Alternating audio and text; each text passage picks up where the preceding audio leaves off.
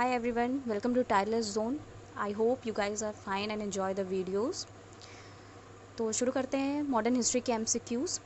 Previous videos में मैंने यूरोपीय कंपनियों के बारे में शुरुआत से बताया है, आप उसे देख सकते हैं. आज का पहला क्वेश्चन है, किस मुगल शासक ने अंग्रेज़ों को व्यापारिक रियायतें दी जिसे ब्रिटिशों का मैग्ना कार्टा भी कहा जाता है? इसका आंसर होगा फ़ारूक सियार. इसके पीछे की जो स्टोरी है वो मैं आपको बता देती हूँ ताकि इससे रिलेटेड फैक्ट्स क्लियर हो सकें.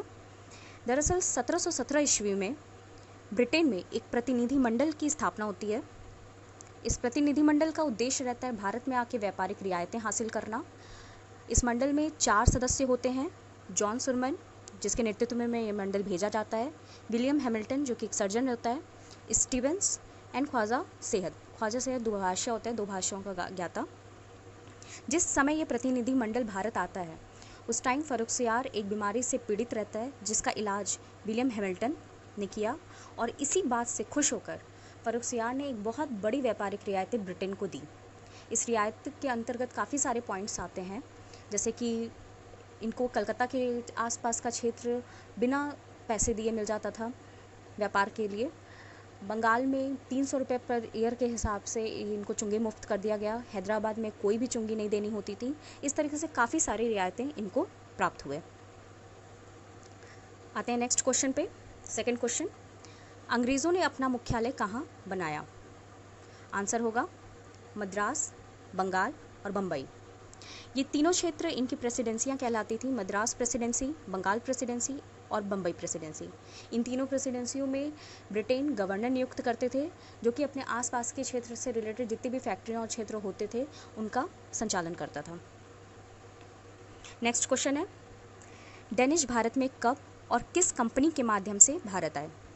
तो जैसा कि मैंने आपको बताया था कि पुर्तगाली भारत में आने वाले प्रथम यूरोपीय थे, उसके बाद डच आते हैं, देन ब्रिटिश और चौथे नंबर पे डेनिश भारत में आते हैं 1616 ईस्वी में. इन्होंने डेनिश ईस्ट इंडिया कंपनी नाम से भारत में व्यापार करना शुरू किया. और डेनिश, जो कि डेनमार्क के निवासियों को कहा जाता है डेनिश, इनकी खासियत ये थी कि ये पुर्तगाली ब्रिटिश की तरह यहाँ पे राज्य स्थापित नहीं करना चाहते थे, बल्कि इनका उद्देश्य केवल व्यापार करना था. नेक्स्ट क्वेश्चन, प्रथम डेनिश फैक्ट्री कब और कहाँ खोली गई? इसका आंसर होगा ट्रैंकुवर में 1620. ट्रैंकुवर क्षेत्र तमिलनाडु में पड़ता था. ये इन्होंने यहीं पे अपनी पहली फैक्ट्री शुरू की. फिफ्थ क्वेश्चन, डेनिशों का मुख्यालय कहाँ था? तो डेनिश का मुख्यालय श्रीरामपुर, जो कि बंगाल में पड़ता था, में था. फैक्ट्री और मुख्यालय में कंफ्यूजन न करें, ये दोनों ही अलग अलग क्षेत्र थे इनके.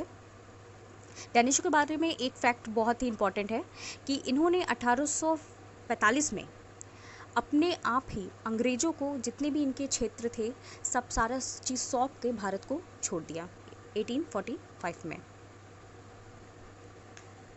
छठा क्वेश्चन, फ्रांसीसी कंपनी का नाम और यह किसके द्वारा स्थापित की गई? तो डेनिश कंपनी के बाद फ्रांसीसी कंपनी आती है भारत में और ये कंपनी इंडेशे ओरिएंटाल 1664 में इस कंपनी का गठन होता है फ्रांस में और इसी कंपनी के माध्यम से भारत में व्यापार शुरू करते हैं. इस कंपनी की स्थापना में मुख्य हाथ कोलबर्ट का रहता है, जो कि लुई 14, जो कि फ्रांस का राजा रहता है उस टाइम, उसका मंत्री रहता है और इसी ने इस कंपनी का गठन किया. ये कंपनी एक सरकारी कंपनी है. ये बहुत इंपॉर्टेंट फैक्ट बनता है. जिस तरीके से डच कंपनी के बारे में मैंने बताया था कि वो एक संयुक्त पूंजी की कंपनी थी. संयुक्त पूंजी की कंपनी का मतलब कि उसमें गवर्नमेंट और प्राइवेट दोनों सेक्टर का पैसा था. पर फ्रांस कंपनी की जितनी भी नीतियाँ बनती थी, जितने भी यहाँ पे व्यापार में पैसे खर्च होते थे, उस सब की जिम्मेदारी केवल फ्रांस की सरकार उठाती थी. तो ये क्वेश्चन बहुत इंपॉर्टेंट बनता है एग्जाम पॉइंट ऑफ व्यू से, इसे याद रखिएगा. 7वां क्वेश्चन है, रिजविक की संधि किससे संबंधित है? आंसर है अंग्रेज़ और फ्रांसीसी. रिजविक की संधि 1697 ईस्वी में अंग्रेज़ और फ्रांसीसियों के बीच हुई थी, जिसके तहत पौंडीचेरी का क्षेत्र फ्रांस को मिलता है.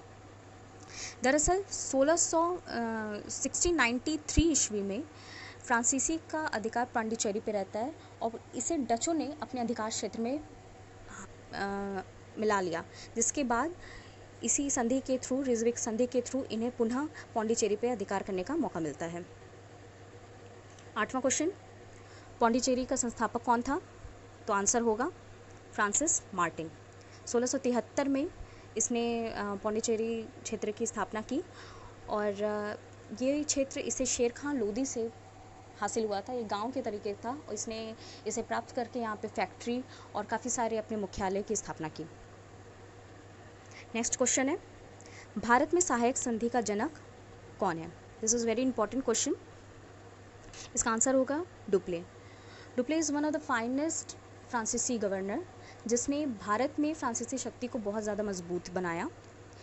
सबसे पहले सहायक संधि के बारे में जान लेते हैं कि ये क्या थी। सहायक संधि का मुख्य तात्पर्य ये होता है कि सहायता दे के आंतरिक मामलों में हस्तक्षेप करना।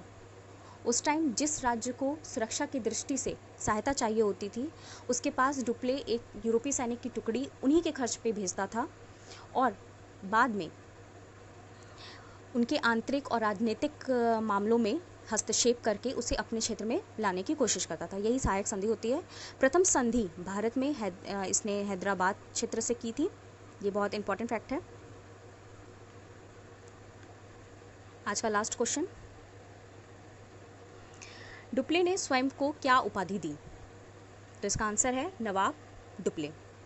दरअसल नवाब डुप्ले के पहले फ्रांस ने दुमास को भारत में अपनी सारी फैक्ट्रियों का संचालन करने के लिए भेजा था और दुमास को ही मुग़ल शासक ने नवाब की उपाधि दी थी। किंतु जब बाद में डुप्ले भारत आता है तो उसने स्वयं को ही नवाब डुप्ले कहना शुरू कर दिया। इसी के साथ ही आज का वीडियो एंड करते हैं। नेक्स्ट वीडियो में कंटिन्यू करेंगे। और एक बात मैं शेयर कर देना चाहती हूँ कि this videos are not based on random content, so if you see from the start will surely get benefit. अगर वीडियो आपको पसंद आए तो please do like, share and subscribe. Thank you.